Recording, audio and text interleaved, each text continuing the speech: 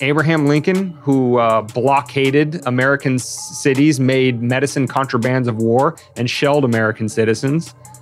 Woodrow Wilson, who lied us into World War I, which was, by all historical accounts, the stage that set for World War II to pop off just a few years later.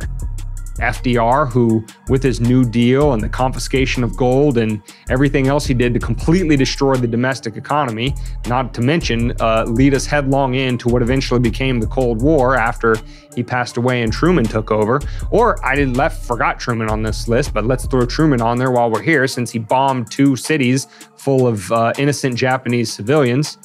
Or what about Allen Dulles, the leader of the CIA back in the 1930s and 40s, who was basically the progenitor of the modern deep state, where none of these people that are elected are running all of our lives, regardless of the politicians that come and go. J. Edgar Hoover and the FBI, who the FBI is now completely weaponized against an entire political faction. And being used against Trump, by the way. And half of the country who supports Trump.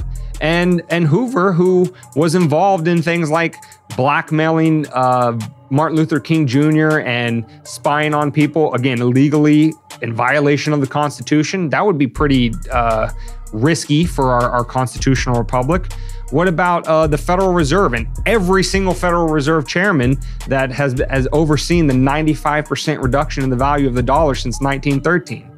How about Teddy Roosevelt and his always go to war mentality that set the precedent for all of the U.S. imperialism that followed after him?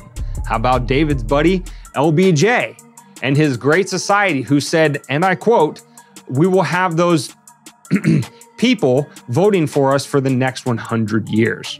How about SCOTUS and the Supreme Court of the United States from roughly about 1938 up until very recently, where your rights were very subjective and they were just going to read into the Constitution whatever they needed to give the government more power and constitutional cover to get away with whatever they wanted.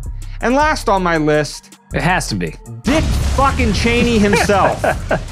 It's like he's Mr. Lie about weapons of mass destruction, Mr. Enrich himself via Halliburton through the illegal and unconstitutional Iraq War and everything that came with the George W. Bush administration. All of these people have been light years ahead of Donald Trump in terms of being a, quote, threat to our republic